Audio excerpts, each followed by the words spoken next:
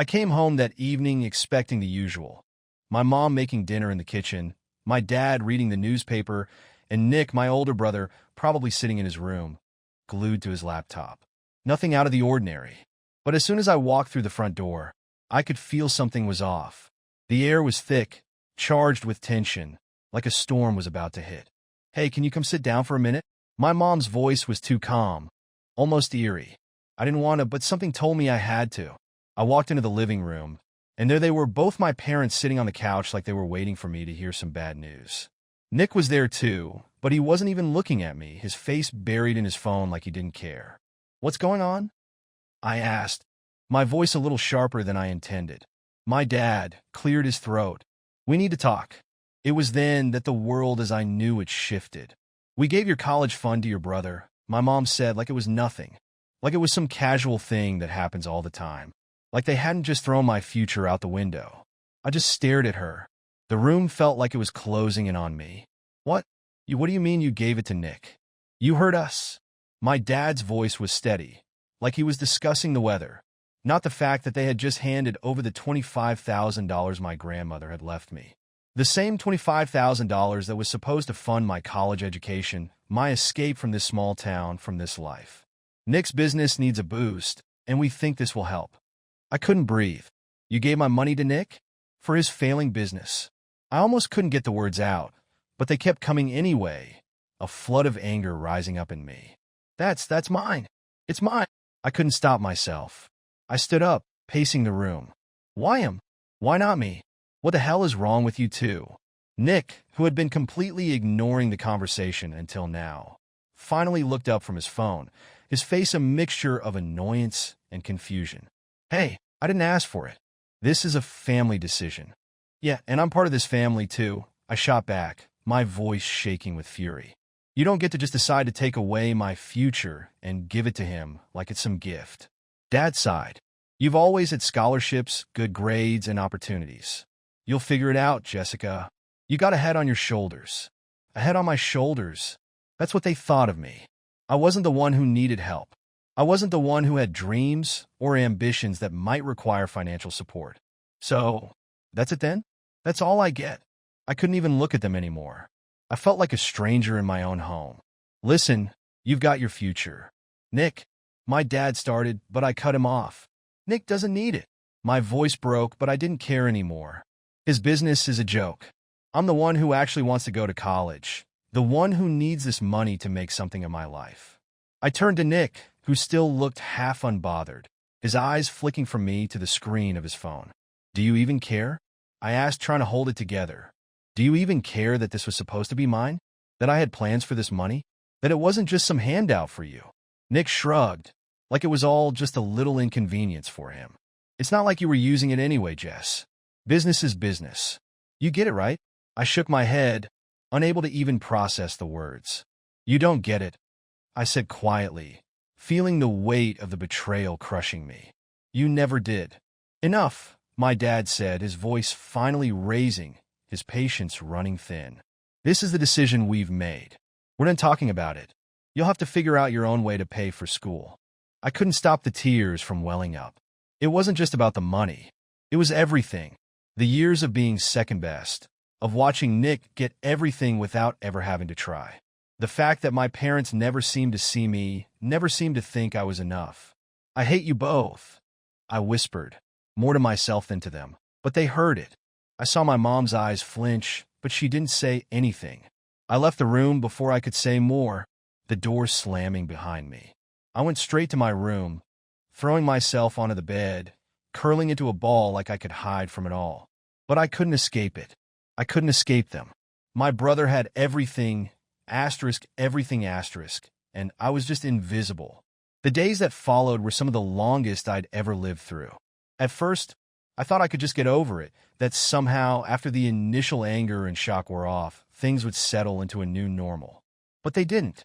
Every time I saw my parents, I felt a knot tighten in my stomach. They acted like nothing had happened, like this was just another small bump in the road of life. Nick, on the other hand, walked around the house like he'd won some kind of victory, and it made me sick to my stomach every time I looked at him. He wasn't even grateful. He wasn't even sorry. He just kept going on about his business plans, showing me his projections, and acting like I should be happy for him. Don't you think it's weird that I'm the one who's supposed to be happy for you? I asked him one evening, as he sat in the living room, doing his best to look like some kind of businessman in a hoodie. It wasn't even a suit, just a hoodie and sneakers, like he didn't care about anything other than getting more people to invest in whatever half-baked idea he was selling this time. Geez, Jess, stop being dramatic. It's just money, Nick said, not even looking up from his laptop. You'll figure it out. I'm trying to make something of myself here. If I succeed, we all benefit, you know? I scoffed. That's rich. You're just using our parents' money as a crutch, and you think you're some genius? This is a joke. Yeah, well, at least I'm doing something. You're still stuck in your perfect future fantasy. His eyes finally met mine, but his expression was cold, like he'd already written me off. My hands curled into fists. I'm not stuck, Nick. I'm actually trying to build something that doesn't rely on everyone else. Whatever, he muttered, returning to his screen. He was done with the conversation, and I was done with him. I stormed out of the living room, my chest burning with frustration. The next few days passed in a blur of awkward dinners and silent car rides. I was still reeling from the betrayal, but what made it worse was the fact that no one seemed to care that I was hurting. I started to distance myself from them, retreating to my room more and more, not wanting to face my family, not wanting to deal with the reality that my future had been stolen. At night, I lay in bed, my mind racing with all the ways I could fix this. Maybe I could talk to my parents again. Maybe they didn't realize what they'd done. Maybe I could convince them to change their minds. But every time I thought about it, I felt that familiar sense of hopelessness wash over me. They had made their decision, and they weren't going to change it. Then one evening, I got a call from my best friend, Sarah. She had always been the one person I could talk to when everything felt like it was falling apart, so when I saw her name pop up on my phone, I picked it up immediately. "Hey, Jess, what's up?" she asked, her voice light, but I could hear the concern underneath. "I don't know," I replied, my voice cracking. "Everything's just a mess. My parents gave my college fund to Nick. They gave it to him for his stupid business, and I don't know what to do." "What?" Sarah gasped, her voice filled with disbelief. "Wait, they gave him your money?" "Jess, that's—" "I know," I interrupted, cutting her off before she could finish. "I don't even know why they did it. It's like they don't even care about me." "Okay, listen, we need to figure this out. You can't just let this go. I know you, Jess. You're smarter than that. You don't let people walk all over you." I swallowed hard, blinking back tears. "I don't know what to do. It's not like I can just ask them for the money back, right? It's gone. And Nick's not going to give it back. He's too busy thinking he's some big shot." Sarah paused for a second, then said something that caught me off guard. "Have you thought about getting a lawyer?" "A lawyer?" I repeated, unsure if I'd heard her correctly. "Yeah," she said, her tone growing more serious. "It sounds extreme, but if they took the money from your grandmother and gave it to him without your consent, you might have a case. You need someone to look at the legal side of this. Maybe there's a way to get it back." I was silent for a moment, processing what she'd said. "You really think there's a chance?" "It's worth looking into," she replied. "I can help you. I know a lawyer who specializes in family disputes. It might cost some money, but if there's even a slim chance of getting the fund back, it could be worth it." I sat on the edge of my bed, my heart racing. It felt like a long shot, but at that moment, it felt like the only shot I had left. "Okay," I said, finally making up my mind. "Let's do it. I'll get in touch with the lawyer." Over the next few days, I made the call to the lawyer Sarah recommended. It felt weird at first, like I was doing something wrong, but the more I thought about it, the more I realized that this was my future. I had every right to fight for it. When the lawyer, a calm and collected woman named Rachel, answered the phone, I told her everything. She asked for details, the timeline of events, and most importantly, if there were any legal documents that could prove the money was meant for me and not Nick. After a long conversation, she agreed to meet with me in person to discuss the next steps. The meeting with Rachel was set for the following week. I didn't know what to expect, but a small part of me felt a flicker of hope. Maybe, just maybe, there was a chance I could make things right. The rest of the week passed in a blur of anticipation and anxiety. I barely spoke to my parents. I avoided Nick as much as I could.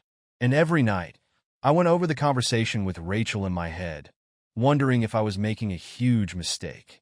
But when the day of the meeting arrived, I felt a strange sense of calm. At least I was doing something. I wasn't just sitting there letting it all slip away. Maybe this was my chance to finally stand up for myself. Maybe this was how I was going to get my future back. The meeting with Rachel, the lawyer, went better than I could have imagined. She was professional, but not distant.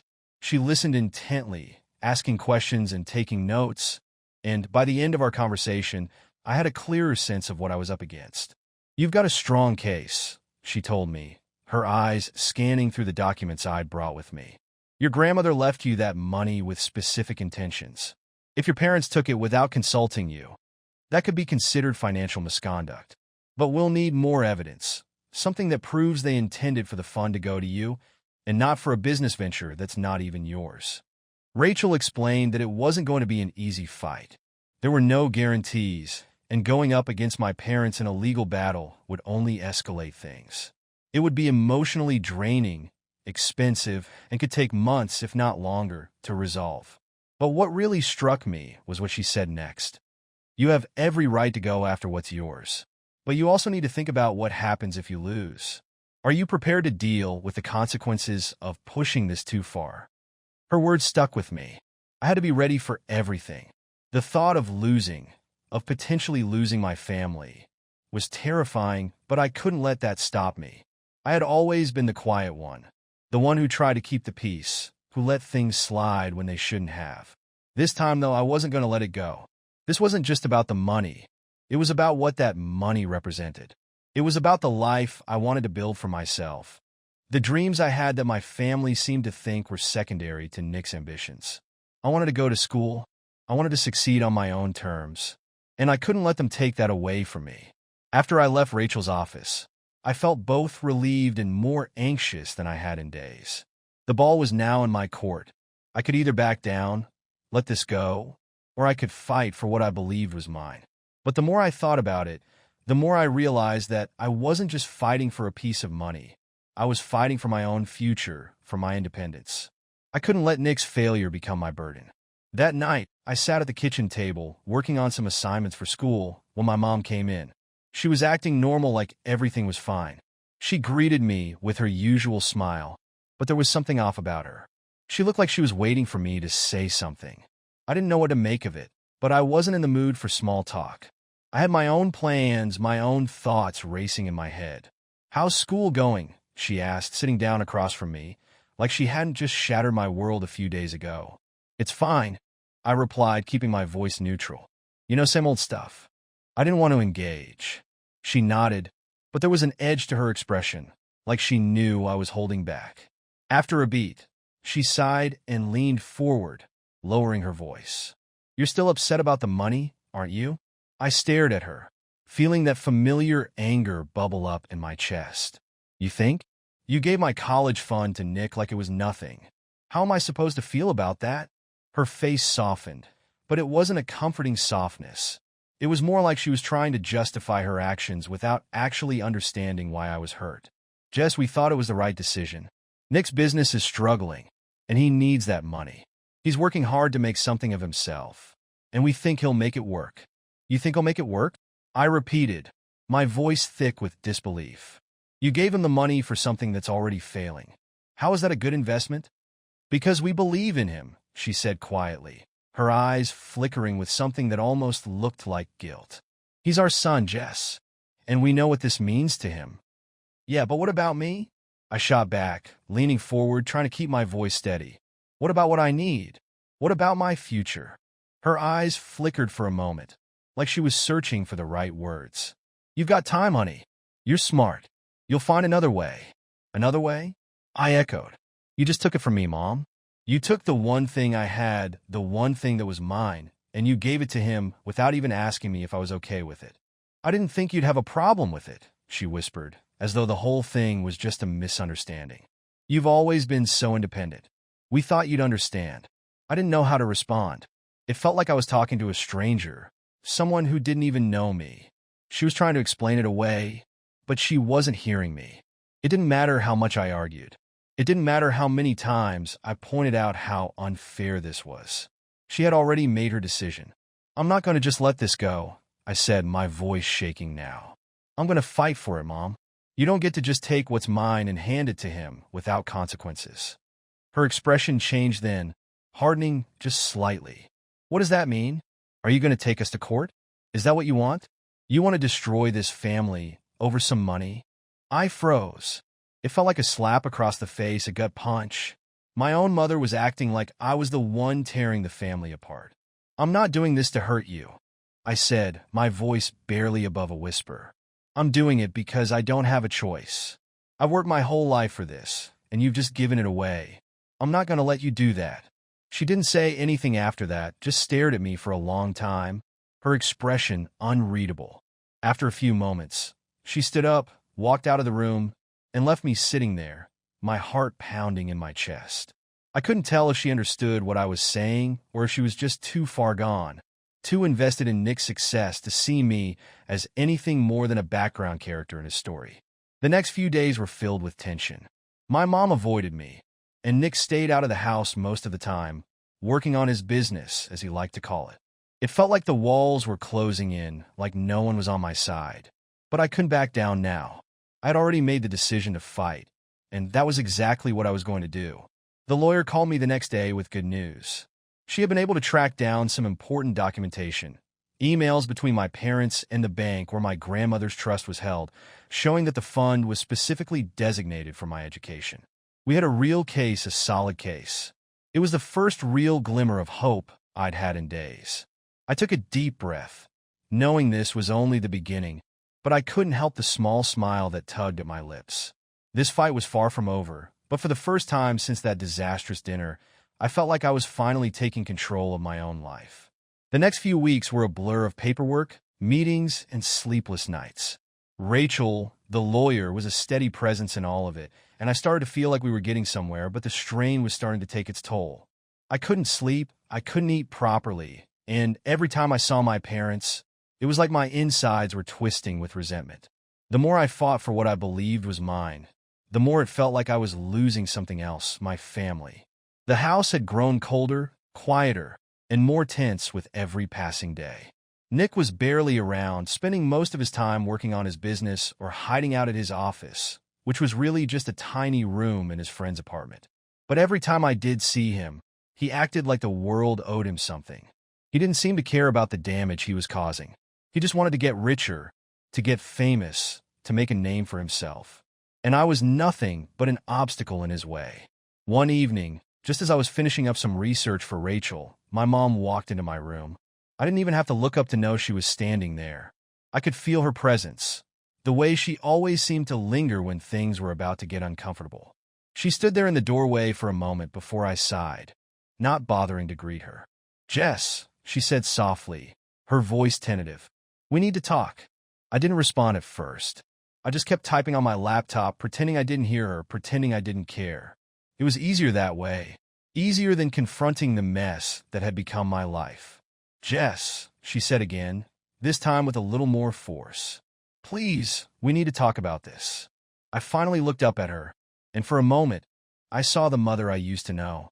Her face was tired, worn out, and there were dark circles under her eyes. She hadn't been sleeping either. I could tell she was struggling, but it didn't make the situation any easier to swallow. "Talk about what?" I asked flatly, not bothering to hide the bitterness in my voice. "Are you here to tell me how you're just trying to help Nick make something of himself again? Are you going to tell me how much you believe in him while I sit here with nothing?" "I didn't say that," she replied, her tone rising just a little but not enough to make me back down. "What I'm saying is, this has gone too far. We've been fighting about this for weeks now, and it's tearing us apart. I don't know how much more of this I can take." I leaned back in my chair, rubbing my temples. "I didn't want this fight, Mom. You're the one who decided to give Nick everything, without even talking to me about it. You didn't even give me the chance to have a say in my own future. And now you're acting like I'm the problem." "Jess, please," she begged. "This is hard for us too. You think we don't understand how you feel? I've been up all night, every night, trying to figure out how we got here. I never meant to hurt you. We just thought that Nick needed it more. We thought he was so close to making his business work, and—" "Stop," I interrupted, standing up now, my voice louder than I intended. Stop making excuses. You gave my money to Nick. You didn't even ask me. You didn't even care about what I needed. And now you're pretending like you're the victim? You're not the victim, Mom. I am. She took a step back, her face falling. Jess, I know you're angry, but I'm your mother. I'm trying to help. You don't understand how much pressure we're under. You don't know what it's like to try and fix something that's falling apart. And now you're making this so much worse. We're a family, Jess. Don't you care about that anymore? The accusation stung, more than I wanted to admit. Of course I cared about the family. I always had. But the family wasn't acting like a family anymore. It wasn't a team. It was just a collection of people fighting for their own interests. I had spent my whole life trying to make everyone happy, trying to keep the peace, but now it felt like I was the only one who was being ignored. I'm not making this worse, I said, my voice low but firm. I'm trying to fix something that you broke. I'm trying to make sure my future isn't destroyed because you made a decision that wasn't yours to make. And I'm not backing down just because you don't want to deal with it. She looked at me for a long time, her face conflicted, like she didn't know how to respond. Then, after what felt like an eternity, she spoke again, her voice softer, almost pleading. You don't get it, do you? You really don't understand. This isn't about Nick or his business. This is about us trying to survive. We're barely making it as it is. Nick is the one with the ambition, the one who wants to go out and make something big. You're just going to school. You'll be fine. You always are. Those words hit me harder than anything else she'd said. Just going to school, I repeated, my voice rising again. You think that's nothing? You think my education, my future, is just some footnote in Nick's big story? I'm not going to just be fine, Mom. I have dreams too. I've worked for everything I've had, and now you're telling me that's not good enough. I didn't mean it like that, she said quickly, but I could hear the hesitation in her voice. I didn't mean to make you feel like your dreams don't matter. But Nick is trying so hard. Can't you see that? I shook my head, the lump in my throat growing. I see it. I see him getting everything he wants. But what about me? What about what I want? Do you even care about that? For a moment, she didn't answer. She just looked at me, like she was weighing her options, trying to decide how to salvage this conversation. But I already knew the answer. She had made her choice. I have to go, I said, my voice barely above a whisper. I couldn't stand to be in that room with her anymore, listening to her try to justify what she had done. I couldn't pretend that things were normal when everything had been shattered. Jess, please don't, she started, but I didn't stay to hear the rest of it. I left the room, not caring where I went, just needing to get away. I needed space to think, space to breathe, space to finally process everything that had happened. I didn't know where I was going, but I knew I couldn't go back to that house. Not with the way things were between us. Not when everything felt like a lie. The next day, I couldn't shake the feeling of the conversation I'd had with my mom. Her words had stayed with me, not in a comforting way, but in a way that felt like a betrayal. I had always believed that my family would stand by me no matter what, that they would always have my back. But I was learning that wasn't true. They didn't just give my money away. They took away my future, as though I was nothing more than an afterthought. And the more I thought about it, the angrier I got. This wasn't just about money.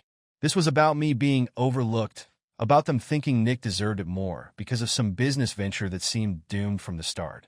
I hadn't planned on going back home after the conversation with my mom, but I ended up there anyway.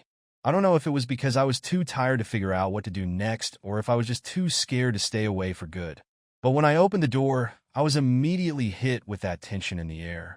My mom wasn't in sight, but Nick was sitting at the kitchen table, his laptop open in front of him, tapping away at the keys as if nothing had happened. He looked up when he heard the door, his expression blank at first, but then his face shifted when he saw me standing there. "What do you want?" he asked, his voice casual, as though he hadn't just robbed me of everything I'd worked for. I stood there, not knowing how to begin. The words felt stuck in my throat, like I was choking on the anger and hurt I was carrying around. But I couldn't just keep pretending like nothing was wrong. I had to say something. "You took my money, Nick," I said, my voice coming out shaky but determined. "You and Mom both. And I want it back." He didn't flinch. He didn't apologize or even look surprised. He just closed his laptop slowly, as if he had all the time in the world, and then leaned back in his chair, staring at me like I was an inconvenience. Not this again, he muttered. I've told you 100 times I needed that money. My business is struggling, Jess. You think I'm doing this for fun? I don't care if your business is struggling. I shot back, my frustration bubbling over. You didn't ask me. You didn't care about what I needed. You just took it, like I wasn't even worth considering. Nick sighed and rubbed the back of his neck. God, Jess, you're being so dramatic. You know, Mom and Dad made the decision together. They thought it was for the best. You'll get another scholarship or something. You've always been good at getting what you want. I stared at him, shocked by how little he seemed to care. You think this is about a scholarship? You think this is about getting what I want? No, Nick. This is about my future. This is the money my grandmother left me. It was supposed to go to my education. And now you've taken it. And I don't even have a say in it. Jesus, he muttered, shaking his head. You're acting like I'm the villain here. You don't get it. I'm working my ass off. I'm trying to build something. If you really cared about me, you'd see that. But no, you just care about your little future at school, your little dream. I could feel my blood boiling. You don't get it, Nick. You're not the only one with dreams. I want to go to school. I want to make something of myself too. But you don't even care about that. You only care about your business, about your success, and you're dragging everyone else down with you. Nick's expression shifted for the first time. For a brief second, there was something like guilt in his eyes, but he quickly masked it, turning away and leaning forward in his chair. You think I don't care about you? He asked, his voice suddenly quieter. You think this is easy for me? I'm struggling here, Jess. My business is failing. I need that money to keep going. I don't have the luxury of sitting in a classroom. I don't have the luxury of being able to get another scholarship. His words caught me off guard. I didn't expect him to open up, even if it was just a little. But it didn't change anything. I wasn't going to let him guilt-trip me into backing down. He'd already taken everything, and now he was trying to make me feel sorry for him? No, I wasn't falling for it. You made a choice, Nick, I said, my voice steady, despite the chaos inside me. You made the choice to take the money, to take what wasn't yours, and now you're trying to act like you're the victim? I don't care if you're struggling. I don't care what you're going through. This was my money, my future. You don't get to take that away from me. He clenched his fists, and for a moment, I thought he might shout at me, but instead, he just slammed his palms down on the table. I'm not asking for your pity, Jess. I'm asking you to understand that this is my life. I don't get second chances. You have time. You have options. I don't. That's not my problem, I said, finally losing my patience. You've made it your problem, and now it's my problem too. You don't get to just take what I've worked for and expect me to say okay. The room was silent for a long time after that. Nick didn't speak, didn't make a move, and I just stood there, waiting for him to say something else. But he didn't. He didn't even look at me anymore. He just sat there, staring at his hands, as if he'd already checked out of the conversation. Fine, I said, turning on my heel. If you're not going to listen, then there's nothing left to say. I left the room and slammed the door behind me, my heart racing, my mind in 1,000 different places. I didn't know what I expected from Nick, some sort of remorse, maybe, or a hint of regret. But all I got was silence. It wasn't enough. It wasn't going to be enough to fix what had been broken. That night, I barely slept. My thoughts kept running in circles, each one more maddening than the last. I felt trapped. There was no way to undo what had been done. My parents had already made their decision, and Nick was never going to back down. I could fight all I wanted, but there was a gnawing feeling in the pit of my stomach that no matter what, I wasn't going to win. And yet, I couldn't stop. I couldn't just let it go. I had come too far. I had to keep fighting, even if it meant losing everything else. The following week was a blur of meetings, messages, and mounting frustration. I wasn't sleeping, wasn't eating, and the only thing I could think about was the money, my grandmother's money, that Nick had taken. But it wasn't just about the money anymore. It was about everything else I had lost in the process. I couldn't focus on my studies, couldn't look at my parents without feeling like a complete stranger in my own home. They seemed to walk around in a fog, pretending that everything was okay, but I could see through it. I could feel it. They were lost, and they were dragging me down with them. Rachel had been helping me prepare for the upcoming battle, but it didn't seem to matter. I was losing hope. With every call, every piece of paperwork, Every new piece of evidence that came up showing how my parents had messed up, I felt smaller. The dream I'd held for so long, going to school, making something of myself, escaping the suffocating cycle that had been my life, was slipping through my fingers. It didn't help that Nick had barely spoken to me since that night. He would come and go, acting like I wasn't there, like nothing had happened. And whenever I confronted him, he had nothing to say except that he needed more time, that things would get better soon, and that I needed to stop making this so difficult. But it wasn't just difficult. It was cruel. I could see it in the way he looked at me, like I was nothing more than an obstacle in his way. He didn't care about me. He never had. One night, after another sleepless evening spent pacing my room, I decided I couldn't take it anymore. I had to do something. Rachel had been telling me to keep my cool, to keep my distance from my family, to not let them get under my skin. But I was already too deep in it. The anger had built up too much, and now it was all I could feel. It was time to take action. I didn't want to do this. I didn't want to make things worse, but I didn't see another way. So I called Rachel, telling her I was ready to move forward. She had a plan. She had evidence, documents, everything we needed to fight back. We could win this. I wasn't going to let them ruin my future, just because they decided Nick was more important. The next day, Rachel and I met at a cafe, away from the constant noise of my house, away from the tension.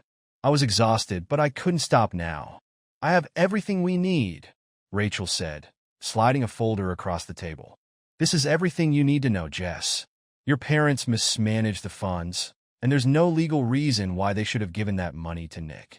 We can prove it. We can take them to court. I picked up the folder, my hands trembling slightly. Inside were pages of legal documents, a breakdown of the account history, and a letter from my grandmother's lawyer. It was all there, all the proof I needed to show that my parents had acted against my interests. I looked at it for a long time, reading over the details that were going to tear everything apart. What happens now? I asked, finally looking up at Rachel. What do we do with this? Rachel leaned back in her chair, her arms crossed. Now, we move forward. You need to be prepared for the backlash. If this goes to court, your family's not going to take it well. They're going to fight back, and they're going to try to make you look like the bad guy. Are you ready for that? I nodded, the weight of what was about to happen settling heavily on my shoulders. I don't care what they say about me. They've already shown me who they are. I just want what's mine. Rachel smiled, her confidence reassuring. Good. You're stronger than you think. We'll get through this. We spent the next few hours going over the strategy, making sure I was ready for what lay ahead. By the time we were done, it was dark outside. I stood up to leave, feeling both relieved and anxious. Rachel had given me the strength I needed to keep going. I wasn't alone in this fight. And even though I still didn't know how everything would play out, I finally felt like I had a chance. The moment I got home, though, I realized that nothing had changed. My parents were still acting like everything was fine. My mom was sitting at the kitchen counter, her face drawn and tired, and Nick was in the living room, fiddling with his phone as though he hadn't just torn my life apart. When I walked in, they both looked up at me, but it wasn't the warm greeting I had been hoping for. Jess, my mom said, her voice uncertain. We need to talk. I didn't want to talk to them. I didn't want to hear any more excuses or empty promises. I just wanted the truth, but I knew it wouldn't come from them. Still, I forced myself to sit at the table, trying to steady my breath as my heart pounded in my chest. What do you want, Mom? I asked, my voice steady, but there was an edge to it that I couldn't hide. She glanced over at Nick, who didn't seem interested in the conversation. Then she turned back to me. We need to make this right. We can't keep pretending like this isn't happening. You're right, Jess. We made a mistake. I don't know what we were thinking. I almost couldn't believe what I was hearing. I had spent weeks waiting for an apology, waiting for them to admit they were wrong, and now that it was finally happening, I didn't know how to respond. You made a mistake? I asked, disbelief creeping into my voice. You didn't just make a mistake, Mom. You took my future and handed it to Nick like I didn't matter. You thought it was okay to steal from me. And now you're telling me you made a mistake. She looked down at the table, her hands shaking. I don't know what we were thinking. I don't know how it got so out of hand. But we want to fix this, Jess. We want to help you. Nick finally looked up, his eyes cold. We don't need to fix anything. You made your decision, Jess. You're just mad because things didn't go the way you planned. We all have to make sacrifices. You think you're the only one who's struggling." I stood up abruptly, my heart hammering in my chest. "No, Nick, I'm not the only one struggling, but I'm the only one who's been ignored." I didn't wait for a response. I just turned and walked out, my pulse pounding in my ears. I didn't know what I was supposed to feel, whether I should feel relief, anger, or something else. All I knew was that I couldn't keep living in this toxic mess. My family was broken, and no matter what I did, I didn't think there was any going back. It was over. I spent the next few days bouncing between the house and Rachel's, trying to keep my head together. The conversations with my parents were no easier than before. Each time I came home, the air was thick with unspoken words and half-finished apologies. They seemed to want to make amends, but I didn't know if I could believe them. My mother would try to sit me down and explain how they didn't know what they were doing, how they were just trying to help Nick. But I couldn't bring myself to care about their excuses anymore. I couldn't be the person who forgave them just because they were family. Not this time. Nick, on the other hand, was more distant than ever. Every time I saw him, I could feel the wall between us growing higher. He didn't even look at me the way he used to. I couldn't tell if he felt guilty or if he was just annoyed that I kept calling him out. Either way, he had nothing to say that made sense. He just kept repeating the same line. I didn't have a choice. It's for the business. The money wasn't just gone. It felt like a part of me had been erased. I tried to throw myself into my work, into studying, into anything that might distract me. But every time I picked up a book or sat down at my desk, all I could see was that damn letter from my grandmother's lawyer. She had left that money to me because she believed in me, because she wanted me to have a future. And now it was all in the hands of someone who didn't care about anything but himself. I'd been considering my options. I couldn't just let this go. The plan with Rachel was still in motion, but something inside me told me that I had to take this one step further. It wasn't enough to just get the money back. I needed to make sure this never happened again. If my parents wouldn't listen, then maybe the only way forward was to make them listen. I had already told Rachel I was ready to go to court, but there was still something that felt like a roadblock in my mind. I needed more than just legal documents. I needed the truth. I needed to see the full picture, and I had a feeling the only way I was going to get that was to confront Nick face to face one last time. It was late when I finally found him in the living room, his laptop open, just like it always was. He didn't look up when I walked in, didn't even acknowledge my presence. He'd been like this for days, acting as though everything was normal, like the conversation we'd had about the money hadn't happened. It was infuriating, but tonight, I wasn't going to just let him ignore me. "Nick," I said, my voice low but firm. He didn't respond, didn't even move, but I could feel his attention shift. I could feel him tensing. "Nick," I said again, louder this time, "look at me." Finally, he looked up, his eyes narrowing. "What do you want, Jess?" "I'm busy." "Cut the crap," I snapped. "You've been avoiding me for days. You can't keep pretending like nothing's happened. You took my money, Nick. You took my future. You can't just act like everything's fine." He leaned back in his chair, crossing his arms over his chest. "I told you before I needed it for the business. You think this is easy for me? You think I want to keep dragging everyone into my problems? I don't have a choice." "You always have a choice," I fired back, "and you chose to take what wasn't yours." Nick's jaw clenched, his eyes flashing with something that looked like anger. "You don't understand. You've never had to make real decisions. You've always been able to just go through life, getting everything handed to you. I have to fight for everything, Jess.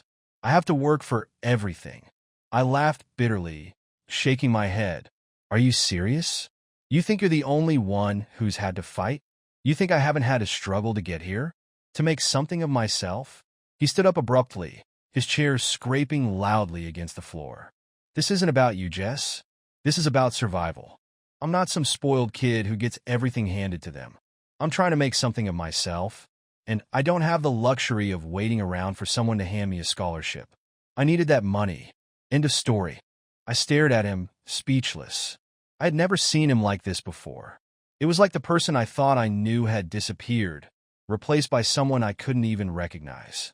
He was so far gone, so wrapped up in his own world that he couldn't even see the damage he was doing to everyone else. "You're not the only one who's struggling," I said, my voice quiet now. "But I'm not going to let you destroy me in the process. I want that money back, Nick. And if you won't give it to me, I'll find a way to get it back myself. He let out a sharp laugh, shaking his head as if I was a crazy one. You really think you can take me to court and win this? You think you can win against your own family? You don't have the guts. I felt a rush of heat in my chest, my hands clenched in a fist at my sides. I'll do whatever it takes, I said, my voice low but steady. I'm not going to let you walk all over me anymore. For a moment, we just stood there, staring at each other.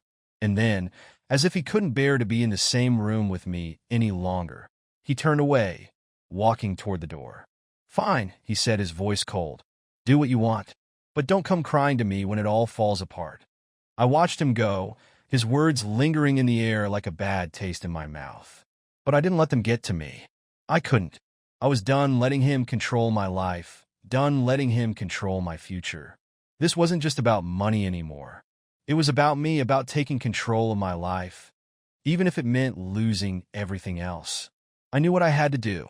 There was no turning back now. I had to win, not just for me, but for everything I had worked for, everything I had been fighting for.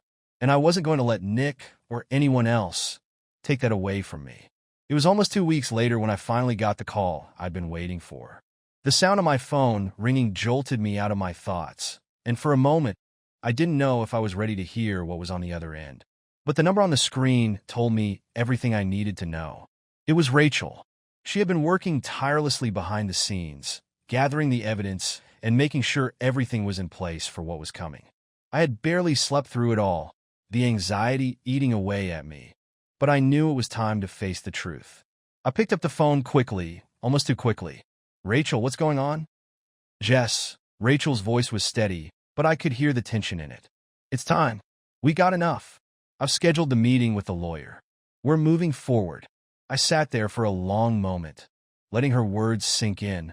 I had expected this for weeks, but hearing it out loud made everything feel real, like there was no way to go back now. So, we're really doing this? My voice barely sounded like my own, but it was too late to back out now. We're really doing this, Rachel replied. We got a solid case, Jess. We can prove your parents misused the funds. They won't get away with this. Not this time. I took a deep breath and let it out slowly.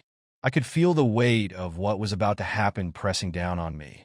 This wasn't just about the money anymore. It was about taking back my future, taking back my life, my independence. I'll meet you there, I said, already standing up and gathering my things. There was no time to waste. I had waited long enough for my family to come to their senses. Now it was my turn to make the decision that would change everything. The lawyer's office was quiet, almost sterile. I sat in the waiting room, the folder with all the evidence clutched tightly in my hands, my palms sweating despite the cool air conditioning. I could feel the anticipation building in my chest, tightening with every minute that passed. I had never been a confrontational person.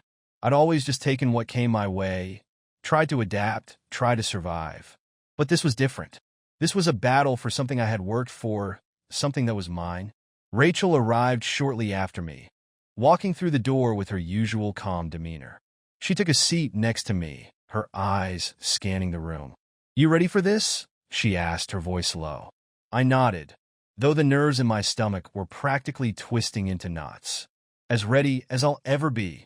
The lawyer came in just then, a middle-aged man with salt and pepper hair, wearing a perfectly pressed suit. He looked at us both, his eyes serious, assessing. All right, let's get started. He went over the case details quickly, laying out the facts and the evidence in front of us. The mismanagement of the funds, the discrepancies in the paperwork, everything that I had worked so hard to uncover.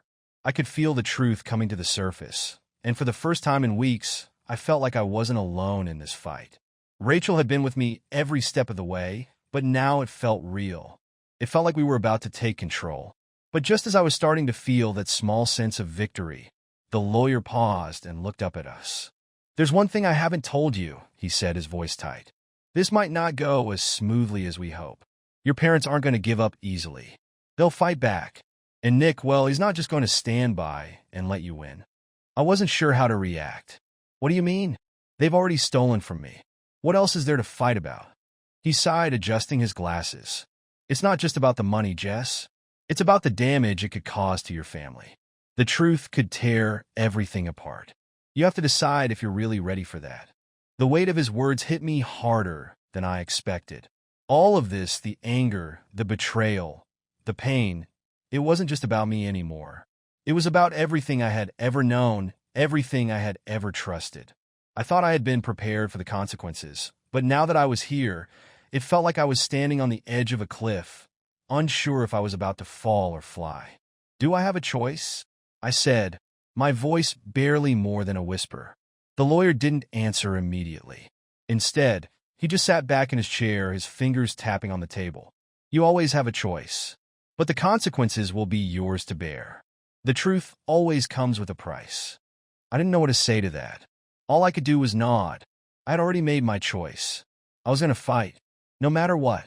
The meeting with the lawyer ended quickly after that, and Rachel and I left the office, the air between us heavy with the weight of what we had just committed to.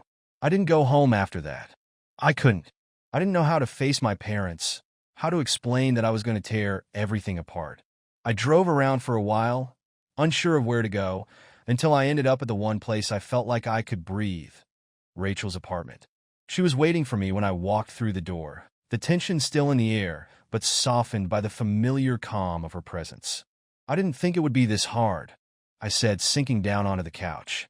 Rachel sat beside me, her eyes sympathetic but strong. "It's always hard, but you're doing the right thing. You're not just fighting for the money. You're fighting for yourself, for your future." I didn't know if I believed her, but as the days passed and the court date loomed closer, I started to feel something else rising inside me, something I hadn't felt in a long time: hope. The trial was scheduled to start in 2 weeks, and as the date drew nearer, the pressure mounted. I hadn't spoken to my parents since that last confrontation with Nick. I had cut off contact, focusing solely on getting ready for what was to come. But that didn't mean I wasn't thinking about them. Every day, I wondered if I was making the right choice, if this would break me more than it would break them. The day of the trial finally arrived, and when I walked into the courtroom, I saw my parents sitting on one side, Nick right beside them. My stomach twisted. They all looked different somehow, smaller, less sure of themselves. My parents had always been so confident, so certain in their actions, but now I could see the cracks in their armor. They knew what was coming, and when I took my seat, I realized something else. They had underestimated me. They thought they could take everything from me, but they had no idea how strong I was. No idea what I was willing to fight for. The trial was long, and it was brutal. There were moments when I thought I couldn't take it anymore, when I wanted to back down and let it go. But Rachel was there, reminding me why I had to keep going, reminding me that I wasn't just fighting for the money. I was fighting for everything I had worked for the life I deserved. When the verdict finally came, I didn't know what to expect. But I didn't care. The battle had already been won. And in that moment, I realized something. I had won my future.